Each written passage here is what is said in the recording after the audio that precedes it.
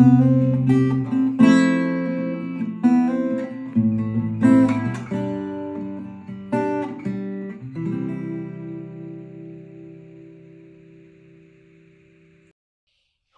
I'm Marlo from Wild Food UK. I'm in my garden today and it's April the 1st. We've had a lovely week of sunshine here in Herefordshire, and we've got a couple more weeks of sunshine due, which is a bit disappointing for me because I like a bit of rain at this time of year to bring up the St George's mushrooms and the morels, but it has given me a chance to get out in the garden and do some weeding and preparation for the rest of spring. And one of the things that you gardeners will all be doing right now is weeding your flower beds and your vegetable patches. And I'm going to show you a weed that you can make use of in the kitchen right now. It's growing down here.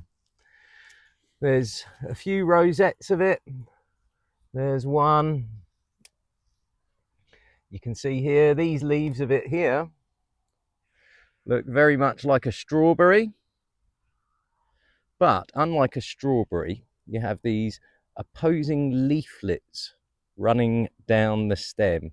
Now it often splits and looks like a strawberry like that one there, but sometimes you don't get that splitting. Let's see if we can find an example. Yeah, here we go.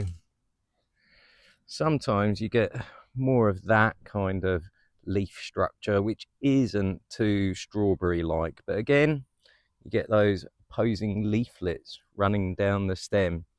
This is our extremely common wood aven. I promise you, if you've got a garden, it's in your garden somewhere, and it has good culinary uses. So first of all, the whole plant's edible. Here's a rosette that I weeded a second ago.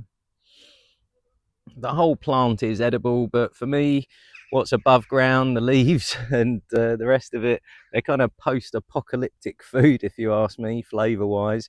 This flowering stem here will grow to possibly 2 feet tall, and I'll drop in some photos now. You get that lovely little delicate yellow flower that you might recognize.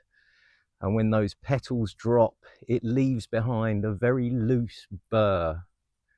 You can see that picture of the burr there. It's not the sort of burr that's going to get stuck in your hair, but it is an incredibly effective method of seed spreading. It gets stuck to things and dropped all over the place. Hence, the plant grows absolutely all over the place. You'll find it even in the cracks of pavements in city centres to the wildest parts of any woodland you're likely to go to. Geum urbanum, it would indicate that it's something that grows in cities. I think geum means pleasant scented, but I don't personally get much of a scent from the flowers or anything above ground. There is, though, a lovely smell to the roots.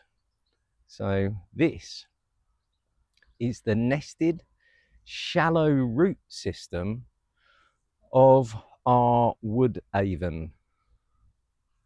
Now these roots, if I damage the roots, that's how you release the aromatic chemicals in any sort of flower or mushroom or anything you want to smell.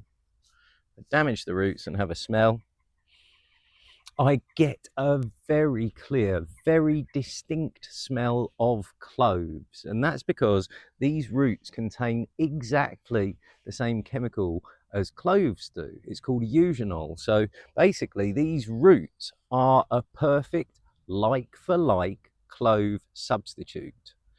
For me, they're actually better than cloves. They're a little bit milder in flavour, so any cooks watching, you'll know that cloves are a very powerful flavour, and if you put one or two too many into your apple pies or something like that, then quickly you can ruin the flavour of a dish. These are milder in flavour than your cloves, so that's one reason they're better.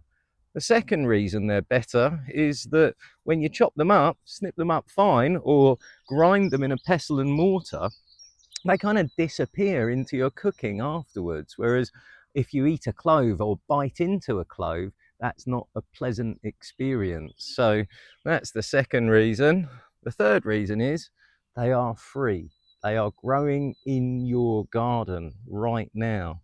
And the fourth reason, probably the most important of all as well, is that pretty much every clove you've ever bought has been grown in somewhere like Madagascar. Madagascar is the world's leading exporter of cloves. So most of the cloves in the supermarkets that you buy were grown in Madagascar, meaning they've done all those air miles, whereas these roots are growing in your garden. Now, lastly, on the culinary use, I suppose, all I do when I'm weeding at this time of year is grab a bunch of these roots, wash them, dry them, not in a dehydrator, just with a paper towel, and then put them into a jar. They seem to have some sort of antibacterial content as well. So that means that when you put them into a jar dried, you don't have rotten roots in a couple of months' time. They're basically fresh whenever you open the jar. A little bit milder maybe in flavour, but as I said, that's a good thing as far as I'm concerned. I don't use cloves in too much. My favourite thing to do with these is actually poached pears. So when it comes to the time that the pears are ripe on the tree across the road, I'll pick a few of those, get a bottle of wine, some sugar, and a load of these roots and poach the pears in that. Obviously, you can use them in your mulled wine at Christmas as well. And the plant will still be available at Christmas. So when it comes to Christmas time, when I'm mulling wine, all I'll do is walk outside my front door, and normally growing within about 5 feet of my doorstep, there's a wood Avens. Pull it up, wash the roots off, pop the whole plant into the pot while it's mulling. It looks all twee and foragey, and it adds that lovely clovey, Christmassy flavour to that as well. Lastly, about the medicinal uses though, there's something that the smell of cloves might remind you of, a place that you don't like going. That's the dentist. And the reason for that is that eugenol, the chemical in here, is the primary ingredient in all dental analgesics. Apparently it's an antiseptic as well, but the pain-killing effects on any kind of toothache are quite remarkable. So if you didn't know this already, if you've got a bit of toothache, you can get some cloves, mash them up in a bit of oil, and then put them on the tooth. It will get rid of the pain miraculously, literally in a second. The pain will come back in just a few minutes though, so you have to keep topping up and get to the dentist to fix the real problem. But the pain-killing effects of cloves are spectacular. Oral pain-killing effects of cloves are spectacular.